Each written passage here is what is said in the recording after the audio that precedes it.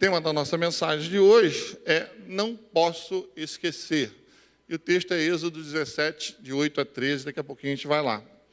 Mas por que essas verdades precisam estar tão sempre claras na minha mente, para que eu possa ser relevante nesse lugar, que eu possa entender o que acontece nesse lugar e possa desfrutar daquilo que acontece nesse lugar? Queria primeiro dizer o seguinte, eu entendo que há uma diferença entre ser igreja e fazer igreja. Eu fiz questão de colocar entre aspas, porque eu quero que isso seja um tema aberto para a gente conversar aqui. Ser igreja e fazer igreja. Existe uma diferença nisso. Qual seria, pastor? Ser igreja não muda.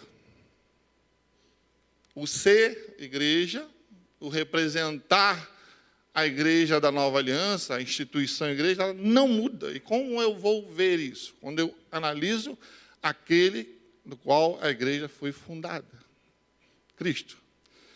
Logo, uma igreja, para ser igreja, ela tem que ser cristocêntrica. Amém? E onde isso aconteceu? Quando o apóstolo João dá aquela declaração maravilhosa, dizendo: Tu és o Cristo, o Filho do Deus vivo. E Jesus diz: Não foi carne nem sangue que te revelou, mas, na verdade, eu te digo que sobre essa declaração, sobre essa pedra, eu instituirei a minha igreja, eu edificarei, duas palavrinhas, a minha igreja, ou seja, a igreja, para ser igreja, ela pertence a Jesus, amém? E para ser igreja, ela é edificada por Jesus, é Ele que está fazendo essa obra. Eu tenho isso na minha cabeça, o tempo todo. Igreja, para ser igreja, ela precisa e tem que entender que só pode subsistir pela graça de Deus. Você concorda comigo? Diga amém. Cristocêntrica, que se move, que subsiste, que existe só pela graça. Pastor Silvio tem uma declaração forte que eu vou usar agora para você, para a gente entender sobre essa questão da graça. E ele fala, humanamente falando, olha o que eu estou dizendo, humanamente falando, se eu olhar com os olhos naturais, igreja tem tudo para dar errado, não é? Você concorda comigo? Você concorda com ele? Eu concordo totalmente. Diversidade de pessoas, pensando diferente, voluntários, pessoas que têm maneiras de ver a obra de Deus de forma diferente. E quando a gente entende, olha para esse conjunto de diversidades, coisas diferentes, pessoas diferentes, a igreja tinha tudo para dar errado. Mas nós estamos debaixo da graça de Deus. Ele nos chamou para ser igreja. E a igreja subsiste, ela existe por conta da graça de Deus, que nunca nos falta, amém? E nunca nos faltará, até que Ele retorne para nos buscar. E igreja, para ser igreja, tem um vínculo, queridos, que o próprio Jesus determinou. Amor. Amém? Cristocêntrica. Subsiste pela graça. E tem o vínculo do amor. Mas, pastor, às vezes a coisa foge, não é? Às vezes a coisa nem sempre anda assim. Eu te digo de todo o coração, esse é o modelo que Ele instituiu para a igreja. Igreja, para ser igreja, tem que ter essas características. E quando começa a fugir, a coisa começa a dar ruim. Começa a desvirtuar. Então, quando eu falo há uma diferença entre ser igreja e fazer igreja, quero entrar na segunda parte falando, afinal de contas, o que seria, pastor, fazer igreja? Fazer igreja é como o ser igreja se processa na prática, no nosso dia a dia. Está ligado à maneira como nós nos integramos, como a igreja se integra no seu bairro, sua localidade. Qual o estilo de igreja a igreja vai ser? Ela vai ser mais moderna, com pouca música, com muita música, com tempo maior de louvor, tempo menor de louvor. Se ela vai ser preta, vai ser branca. Se ela vai ter fumaça ou não vai ter fumaça. Aqui tem fumaça, amém? Aqui tem. E é bom, eu digo de todo o coração, querida. Eu abro meu coração para você, para começar a conversar a respeito desse ambiente.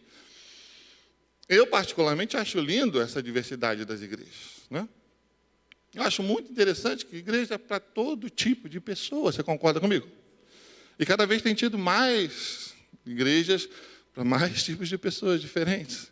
E a única coisa que eu olho E quando vejo essa diversidade, vejo a quantidade de pessoas que fazem essa obra, que tomam esse arado na sua mão, e de maneiras diferentes, eu quero agradecer a Deus, porque a multiforme graça de Deus se manifestando para todos aqueles que precisam ouvir a palavra dele. Então eu olho para esse fazer igreja tão diferente. Tudo que acontece, a maneira com que acontece, eu olho com alegria, acho muito interessante. Também com relação à maneira com que nós entendemos a visão da igreja onde nós estamos. Isso também é fazer igreja.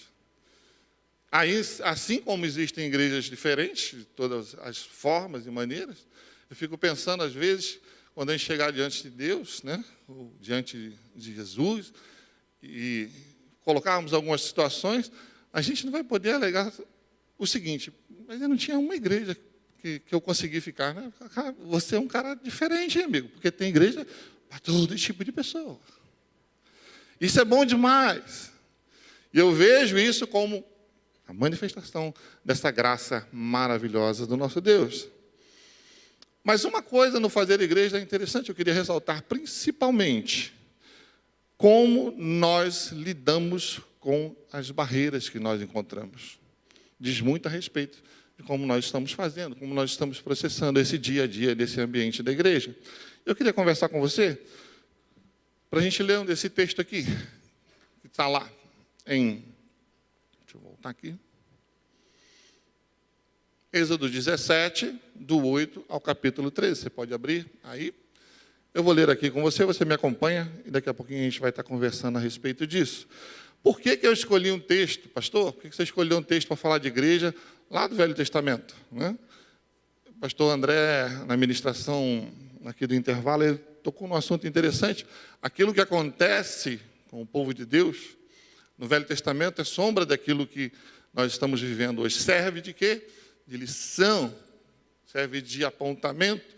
E eu queria frisar algo importante nesse texto, que esse texto acontece, esse trecho da história do povo de Israel, acontece exatamente antes de ter lei e antes de ter graça. Foi lá atrás, quando nem lei ainda havia.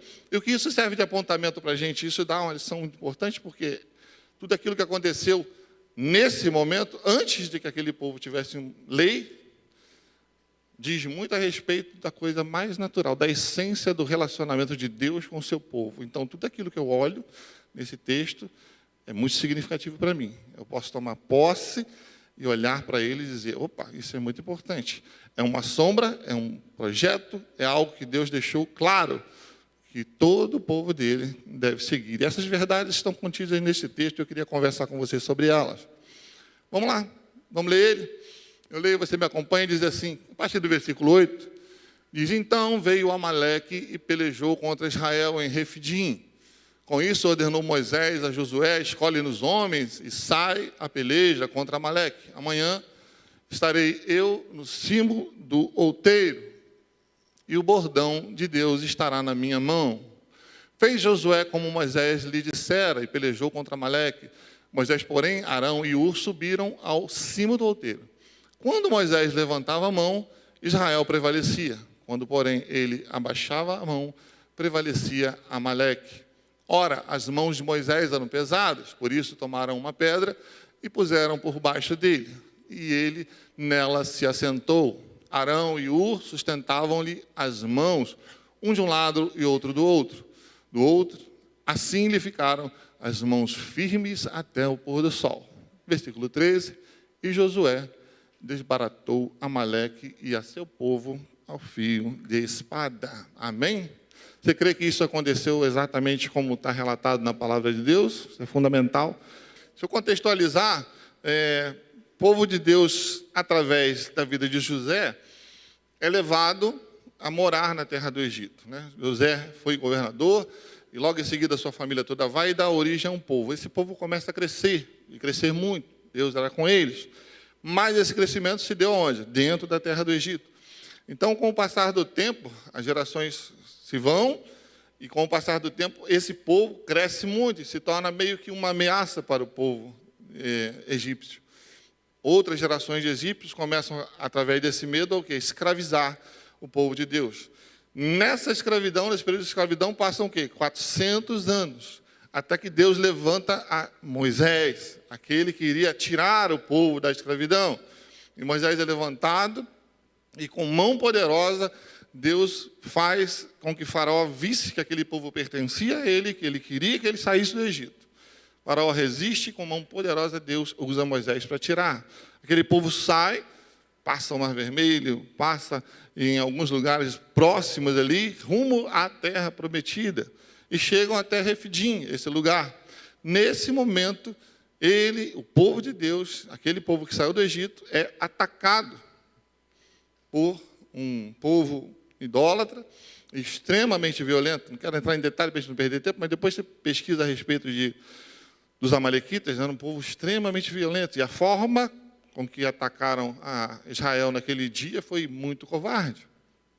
E diante dessa batalha, esse povo precisa guerrear, precisa reagir. O que eu quero começar a ressaltar com você para falar sobre essas 3 verdades que estão contidas aí nesse texto.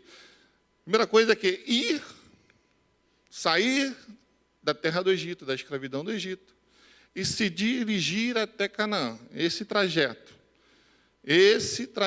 de sair da terra do Egito e ir para Canaã, fazia parte de um plano muito maior do que apenas sair do Egito. Deus não apenas separou aquele povo desde a aliança que fez com Abraão, apenas para sair do Egito e morar em Canaã. Não. Algo maior e muito maior estava ali. A jornada até Canaã fazia parte de um plano maior, o plano da redenção de toda a humanidade. Amém? Não foi para guerrear contra Amaleque que Deus tirou o povo de Israel. Também não foi para apenas passar pelo Mar Vermelho, não. Esse plano, a saída do Egito, toda aquela trajetória, todos os percalços, neles estavam contido algo muito, muito maior. Era a redenção, minha e sua.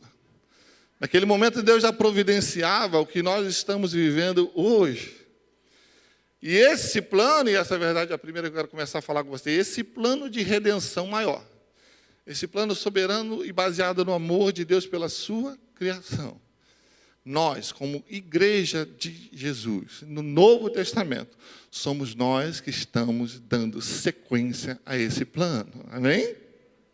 E essa é a primeira grande verdade que eu quero falar com você. Antes, eu quero que você fale para o seu irmão, rapaz, você faz parte de um plano maior. Fale para ele. Amém? Eu te digo de todo o coração, querido, fale de novo para o seu irmão o seguinte: isso não é pouca coisa, não, irmão. Eu estou ressaltando. Pode parecer uma coisa tão poética, gente, que a gente ouve isso muito nas igrejas. Nós fazemos parte de um plano maior. Mas se essa verdade não estiver dia após dia firme na nossa mente, nós corremos riscos. E essa verdade é a seguinte: a certeza de que faço parte de um plano maior de redenção precisa estar sempre viva na minha mente. Sempre viva na minha mente. E por que essa verdade precisa? Israel não foi libertado daquele lugar para guerrear contra Amaleque. Israel não foi liberto do Egito para ultrapassar o Mar Vermelho, para que pudesse ver que da rocha brotaria água. E todos os outros percalços que passaram. Não foi para isso. Isso fazia parte de um plano maior de Deus. Havia um plano de redenção. Eu começo a falar com você a respeito desse ambiente que a gente vive, como é importante que a gente não esqueça do que a gente está fazendo aqui, minha gente. De que a gente faz parte de um plano maior da redenção da humanidade. E se Israel, naquele período, naquele pequeno momento ali, ao sair do Egito, ao começar a passar por dificuldades, ao ter que atravessar o mar, ao se deparar com Amaleque, essa consciência começa a ser estabelecida na palavra de Deus, que nós fazemos parte de um plano maior. E hoje, essa parte, 2022, prestes a viver e já vivendo um novo tempo na família da fé, você conhece, você tem certeza sobre isso, você está enchendo teu coração com essa verdade, Deus tem preparado um novo tempo para nós já estamos entrando nesse novo tempo, e que nesse novo tempo, nós, família da fé, igreja da graça, igreja do povo da aliança, da nova aliança, nós estamos começando, estamos dando sequência a um plano maior de salvação, de redenção. Quantos salvos aqui tem? Diga amém. Amém. Mas Deus não te salvou só para salvar, amém? É o começo de algo maravilhoso. E você entende como eu preciso ter isso na minha mente? A salvação não é um fim, mas é aquilo que Deus começou na minha vida. E eu preciso entender que faço parte de um plano maior. Eu preciso dar sequência a esse plano. Acredite, meu querido, minha querida, em nome de Jesus. Salvação não é o fim daquilo que Deus começou na tua vida. Não é o maior objetivo, não. Você foi chamado para algo maior. Você faz parte do plano da redenção de toda a humanidade. Seu ministério não é o fim para o qual Deus te chamou. Ele é importante, o seu zelo, o seu capricho, o seu esmero em fazer aquilo. O quanto você gosta desse ministério, sim, mas ele não é o final. Ele faz parte de um contexto, assim como a sua vida, aquilo que você faz para Deus faz parte de um contexto maior, de um plano maior da salvação e da redenção de toda a humanidade. E acredite, querido, de todo o coração, se eu não conservo isso bem firme, bem vivo na minha mente, se eu não trago à minha mente essa certeza a cada momento, é muito fácil circunstâncias e muitas coisas me pararem no meio do caminho. E não são poucas as vezes que a gente vê isso no meio da igreja. Se eu não entendo que essa é a finalidade maior de eu estar nesse lugar, que existe um propósito muito maior, muita coisa secundária pode me parar. Muitas interferências vão surgir no caminho. Não há decepção com irmãos, queridos, decepção com situações que sejam maior daquilo que Deus me chamou para fazer, amém?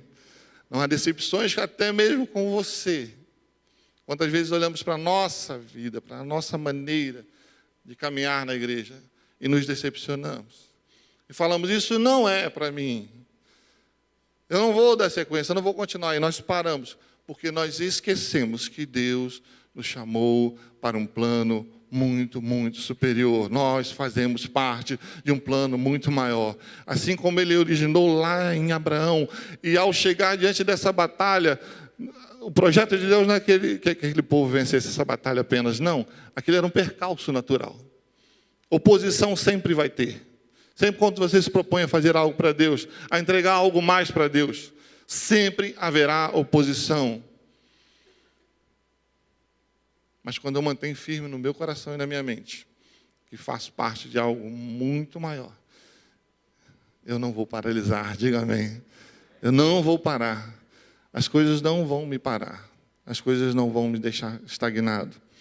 Hoje, 2022, querido, a família da fé faz parte desse plano. Amém? Nós, aqui nesse bairro, aqui nesse estado, ontem oramos pela nossa nação, pelo nosso estado, e a gente precisa ter muito no nosso coração essa verdade, senão a gente desiste, acha, não, isso não é coisa para a igreja. A igreja não consegue reverter esse quadro. Mas quando eu me lembro que aquele que me chamou, aquele que me salvou, me plantou dentro de uma igreja, não que eu ficasse aqui apenas frequentando, mas porque eu verdadeiramente creio nisso, faço parte de um plano maior de redenção de toda a humanidade. Eu não vou parar, eu vou crer que Deus, através da igreja, pode mudar, está mudando muitas as situações dessa terra, dessa nação, desse estado. E eu tomo esse posicionamento e eu não fico à beira do caminho. Eu creio em nome de Jesus que Deus, nessa manhã, está tocando no ombro de algumas pessoas. Aqui falando, ô rapaz, fulana, ouve essa palavra que você está na sua frente hoje. você está confundindo as coisas, você está esquecendo do principal que você faz aqui. Você foi plantado nessa casa aqui, porque você faz parte, essa igreja faz parte. E se você não fizer parte desse plano, algo vai ficar pendente na sua vida. Em nome de Jesus, que essa verdade, essa primeira verdade contida nesse texto, seja bem firme no teu coração. E quando eu falo que isso precisa ser trazido sempre à nossa mente, porque é muito fácil, querido, muito fácil a gente esquecer realmente por que a gente está aqui. E um monte de coisas secundárias começam a tomar um volume muito grande na nossa vida. Começa a nos embaraçar, começa a parar a nossa trajetória e o nosso caminho com Deus. Mas nessa manhã Deus está chamando, tocando no teu ombro e dizendo: ô, rapaz, irmã querida, nunca esqueça o que você está fazendo aqui. Vai muito, muito além desse plano que você está vendo. Amém? Você recebe essa palavra? A segunda verdade que eu quero falar com você, eu quero deixar algumas perguntas para você, né? Por que quando Moisés levantava aquele cajado, Israel prevalecia? Você já se perguntou? Inclusive vai uma dica importante para você, quando você estuda a palavra de Deus, não deixe de fazer boas perguntas para a Bíblia, amém? Isso faz você crescer demais. O Espírito Santo está ali junto com a gente, quando a gente está lendo a palavra, né? Ele está ali orientando, ele está trazendo. E é bom que a gente pergunte: por que isso aconteceu assim? Por que se processou dessa forma? E a primeira pergunta que eu faço nessa segunda verdade é: por que quando Moisés levantava aquele cajado, o povo de Israel prevalecia? Seriam as mãos de Moisés poderosas? Eram elas que faziam diferença? Seria o cajado que abriu o Mar Vermelho? Você lembra quando abriu o Mar Vermelho? Moisés também fez o mesmo gesto, né? E Deus mandou aquele povo marchar, e aquele mar se abriu em frente àquele povo, e o povo passou. Seria esse cajado que fez a grande diferença nessa batalha? Como pode um povo escravo vencer uma batalha quando um povo que era acostumado com guerra? Você lembra que 400 anos de escravidão, dependente para tudo? Aquele povo, muito provavelmente, não tinha nenhum tipo de manejo de guerra. Mas aquele povo prevalece e vence. Como pode um povo que não tinha hábito de guerrear vencer um outro povo que tinha hábito de guerrear? Houve luta? Houve? Houve luta. Houve estratégia? Teve estratégia. Houve posicionamento? Houve. Teve posicionamento. Moisés designou isso. Mas o que fez Israel, afinal de contas, prevalecer? Eu te afirmo, querido, lendo a palavra, entendendo como se processou, não foram as mãos de Moisés, não foi o cajado de Moisés, não foi o posicionamento nem a estratégia, nem Josué que estava lá no meio da batalha. O que fez aquele povo vencer foi a aliança que aquele povo tinha com Deus vivo, amém? Todo-Poderoso. E essa é a segunda verdade que eu quero falar com você. Assim como o povo de Israel era, também somos respaldados pelo poder sobrenatural da aliança que temos em Jesus. Aleluia! O que nos respalda, o que respaldou aquele povo foi o poder da aliança que tinha com o Deus vivo. Quem guerreou mesmo aquela batalha foi Deus, honrando a aliança que tinha. A Bíblia da fé, não tenha dúvida, querido, guarde isso no teu coração. A igreja não prevalece porque ela é do jeito A, B ou C, porque ela é preta ou branca, porque ela tem muita música ou pouca música. A igreja não prevalece por isso. A igreja prevaleceu há 2000 anos atrás, quando o Filho de Deus, ao terceiro dia, ressuscitou. Ali a igreja deu certo. Ela não vai dar certo, a igreja já deu certo. As portas do inferno não vão prevalecer contra a igreja. A grande dúvida que a gente tem, ou a grande questão que a gente levanta, é apenas o que eu vou entrar nesse mover ou não, porque o mover não vai parar. Aquilo que Deus estabeleceu lá na cruz do Calvário é imutável. A igreja está dentro dessa aliança. Eu não posso deixar de sair da minha mente, querido, não posso. Porque senão eu esqueço que tudo que eu faço, em meio a tudo o que acontece nesse lugar, eu sou tremendamente tentado a esquecer. Deus está trabalhando integralmente. Todo o tempo Deus está trabalhando através da igreja, porque Ele tem uma aliança e Ele trabalha no sobrenatural. Algo aconteceu quando Moisés levantou aquele cajado. E isso a palavra de Deus não explica, ela apenas diz que Israel prevalecia quando Moisés levantava a sua mão. Pastor, como era? Não queira saber, querido. Nem tente saber o que acontecia. Se a mão do amalequita ficava mole, se caía a espada da mão, não faz diferença, isso não pertence a nós. Você está entendendo onde eu estou querendo chegar? Eu não posso tirar da minha mente o seguinte: quando sou igreja, sou aliançado com Deus. Ele já me deu uma comissão e já me deu vitória para fazer aquilo que eu tenho que fazer. Aquilo que eu faço é sempre acompanhado do sobrenatural de Deus. Quando eu esqueço que esse lugar é um lugar sobrenatural, sim, onde o sobrenatural de Deus faz diferença, e é Ele, eu te digo de todo o coração, querido, não confie em nada que é feito aqui. Nossa igreja é linda. Quem acha a igreja linda? Eu acho. Eu já fui em igreja que parecia um caixote preto. Amei, gostei demais. Não tem nada, gente. A gente pode fazer o que quiser. A gente tem, é o fazer igreja. É isso que eu estou tentando e pedindo a Deus, em nome de Jesus, para o Espírito Santo fale do coração nessa manhã.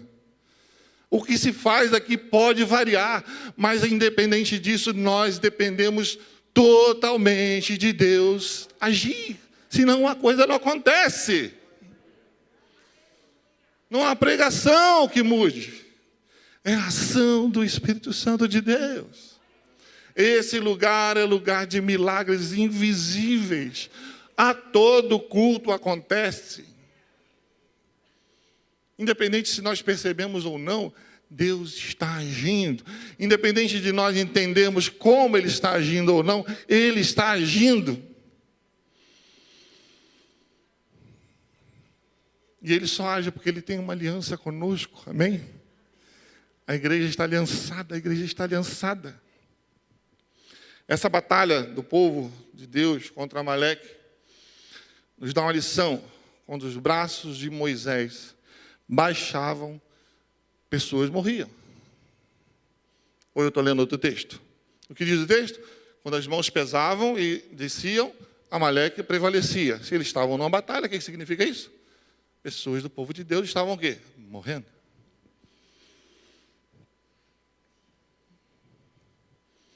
Quando eu tenho essa certeza de o que faz diferença, tudo o que eu faço aqui, no natural, Deus está junto comigo no sobrenatural, amém? Quando eu tenho essa certeza firme no meu coração, querido, em nome de Jesus, eu entendo uma coisa: eu não sou insubstituível, ninguém é insubstituível na obra, ninguém. Mas eu sou relevante nessa obra, sim, amém? Você crê nisso? Você não é insubstituível, mas você é relevante, sim. Deus nos chama a esse lugar para entendermos que tudo que nós fazemos naturalmente corresponde a algo que Ele está fazendo sobrenaturalmente. Ele está agindo, ainda que eu não perceba. Parece que eu estou indo apenas para uma reunião de PG, e pode parecer a coisa mais simples do mundo. Mas Deus está fazendo algo sobrenatural, através da tua ação. Pode parecer a coisa mais simples, pastor. Todo domingo eu estou na igreja, gosto demais de estar no culto da manhã. E às vezes eu vou para lá, sento, fico quietinho, participo dos momentos e vou para minha casa. Sim, maravilhoso. Mas eu acredito e tenho certeza, nada do que eu faço nessa casa, nada do que eu faço no reino de Deus, na nova aliança, se eu tenho a consciência que participo do plano de redenção de toda a humanidade, se eu entendo que nesse lugar há uma aliança com Deus, e mesmo quando não parece estar acontecendo nada, Deus está fazendo muita coisa, eu sou muito relevante. Eu quero estar aqui, eu não quero estar fora. Quando eu faço o meu natural, o que era preciso, o que é preciso ser feito. Quando eu faço o que é necessário, Deus já está agindo, sempre.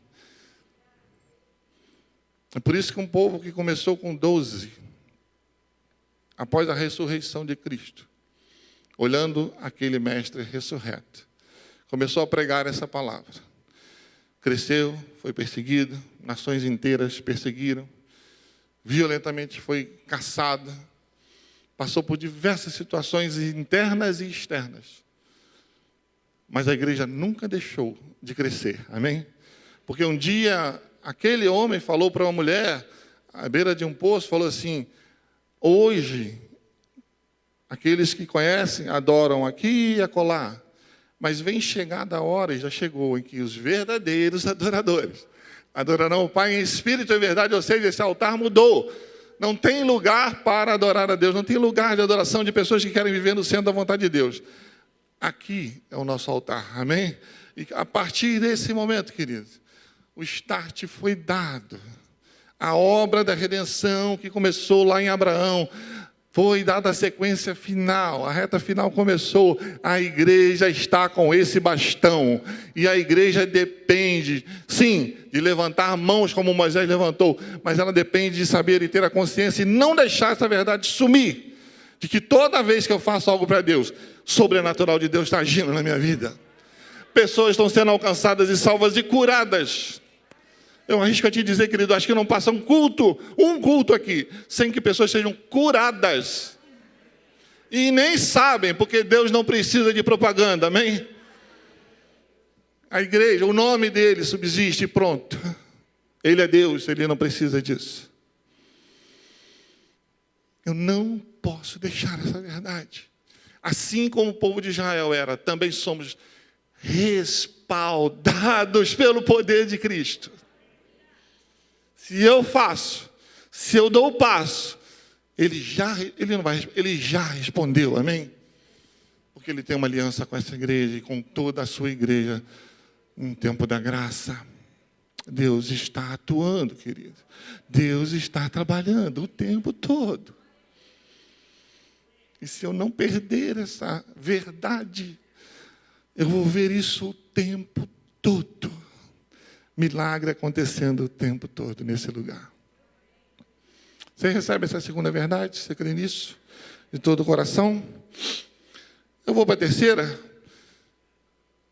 E eu queria pedir uma ajuda aqui de uns 3 colegas meus aqui que subam aqui rapidinho, né? É um pessoal que você não conhece, quase não conhece, né? E eles vão me ajudar aqui. Deixa eu pegar um negócio. Pega lá para mim. Bom dia, Moisés. Bom dia, Arão. Bom dia, Ur. Nem sei se acreditam que eles sortearam para saber quem ia ser Moisés, gente. É um absurdo, né? É o fim do mundo, né? Não. Não vai sentar aí, não, meu amigo.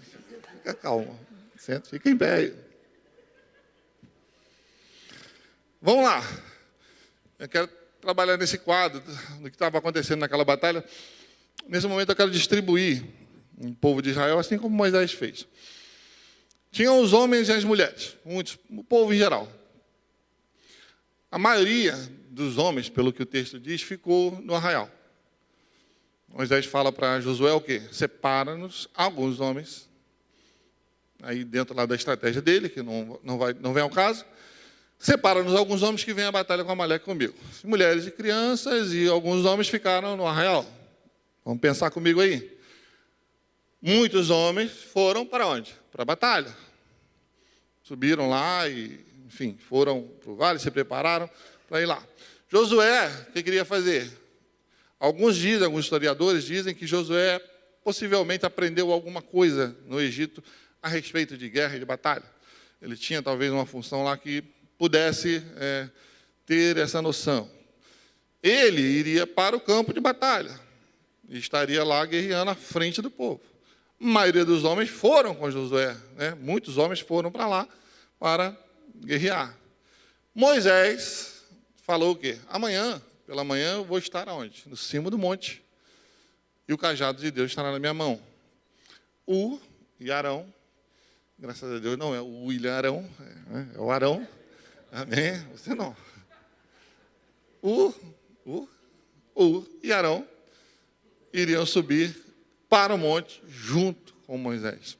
E eu queria começar a conversar com você a respeito disso, que parece que não, mas tem um detalhe muito interessante, que tem muito a ver com essa verdade, né?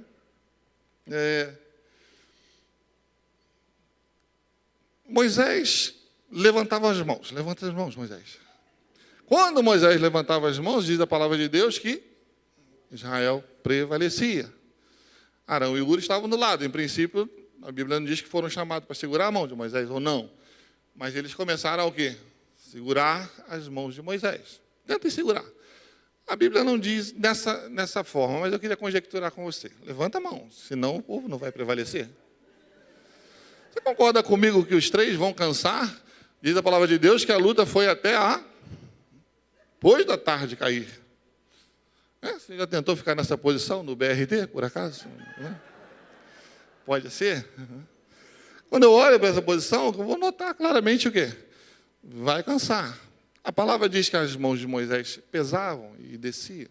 Então, eles começaram a segurar. Provavelmente iria acontecer a mesma coisa. Mas aí vem um detalhe interessante, e muito interessante. Alguém pegou uma pedra. Pega a pedra. Assentaram Moisés nessa pedra, por favor, Moisés.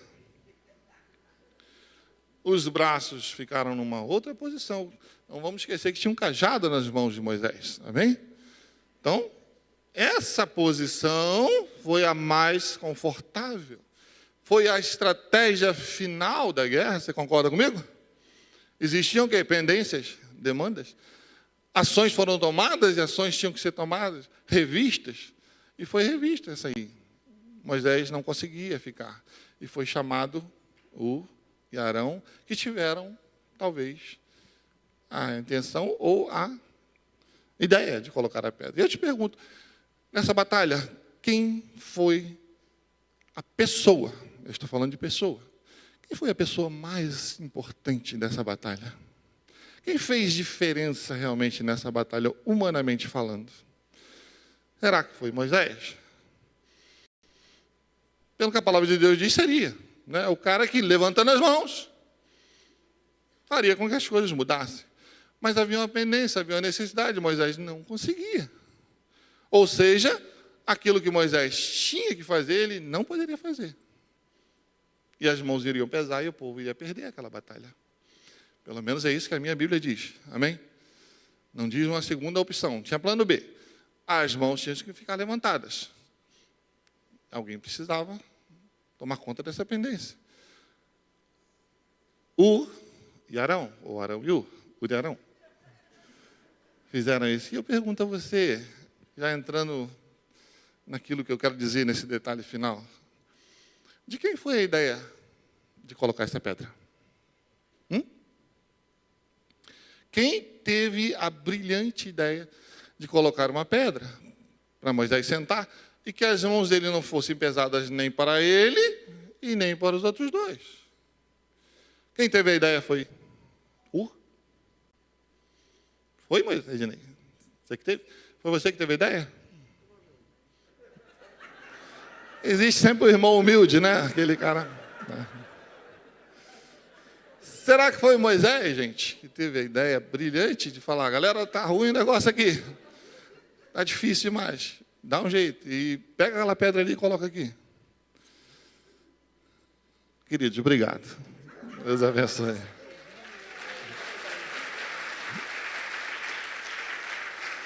Uns assistentes de palco desse, amigo, qualquer um se dá bem.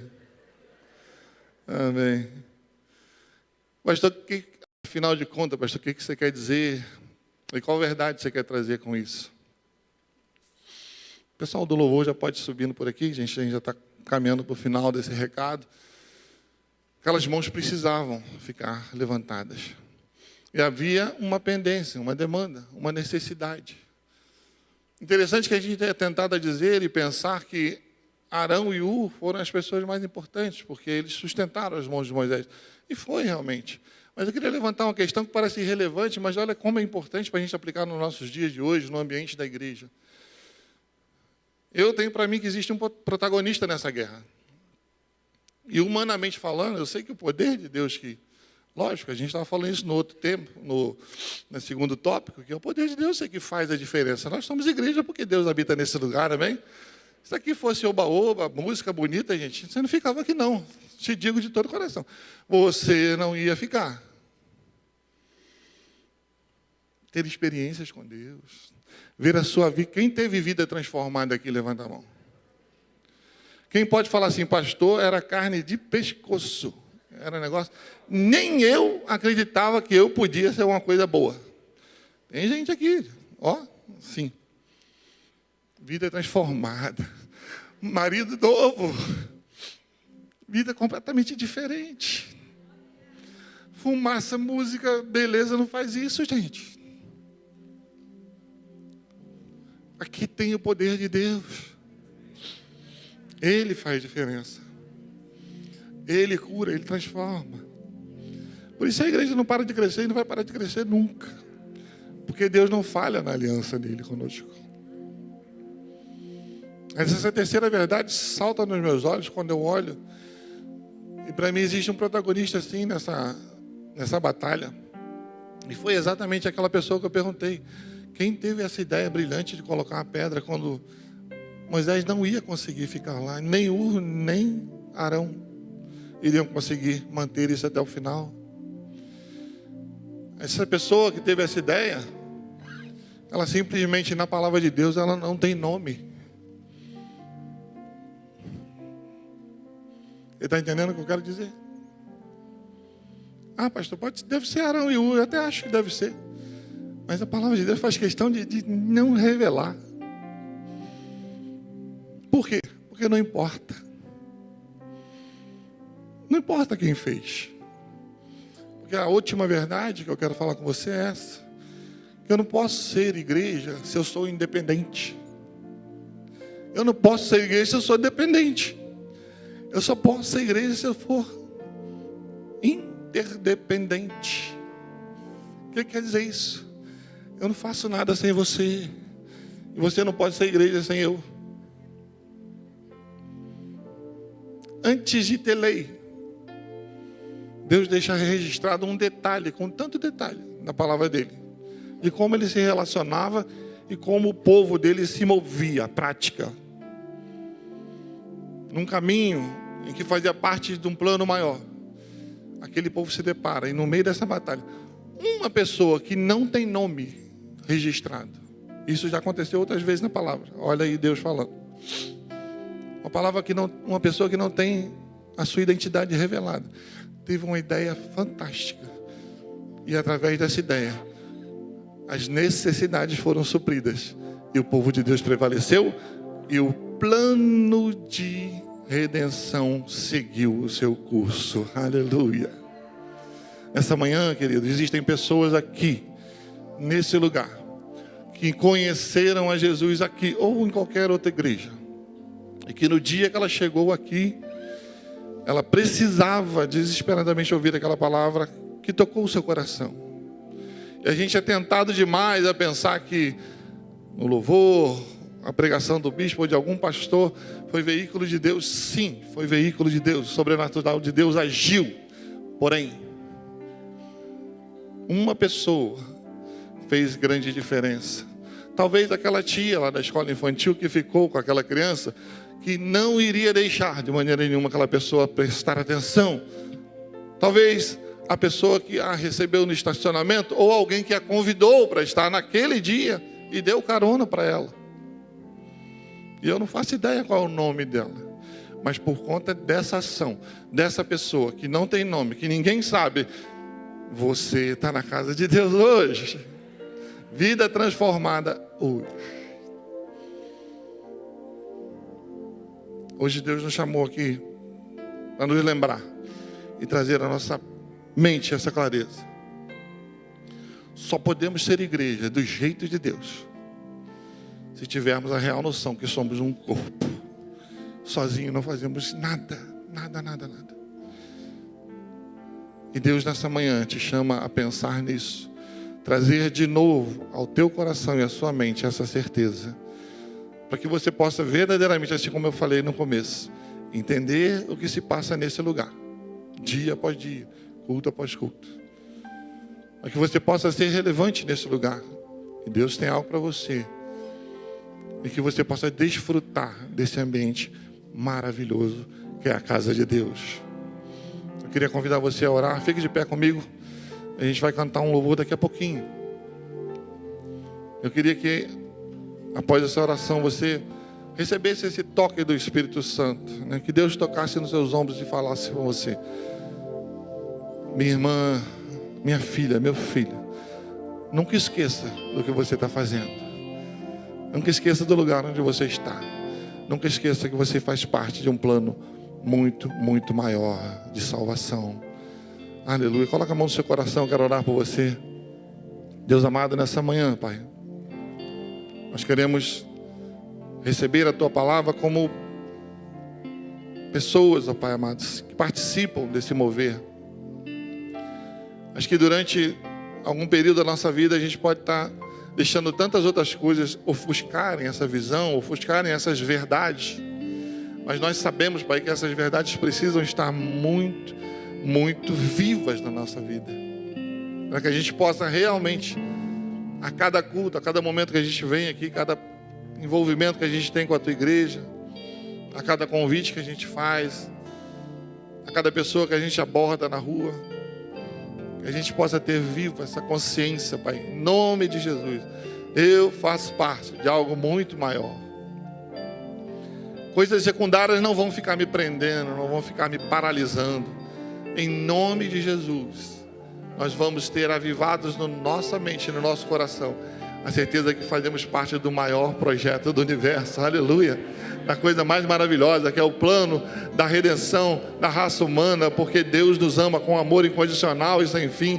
Eu preciso ser veículo nessa nova aliança, assim como aquele povo de Israel traçou todo aquele trajeto, se tornou uma nação para evidenciar e para que dessa nação saísse o Messias.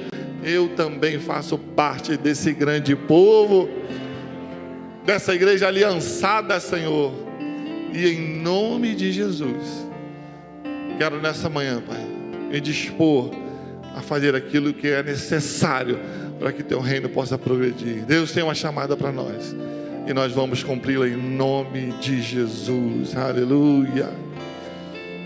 Última coisa que eu quero falar para você, por muito tempo da minha vida, queridos.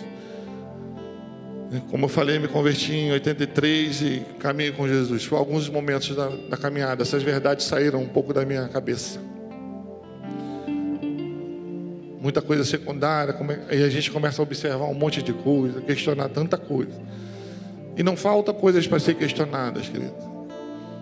Mas quando eu me deparei com esse texto, uma das maiores revelações, mais libertadoras, foram trazidas para a minha vida, e hoje eu estou repartindo com você.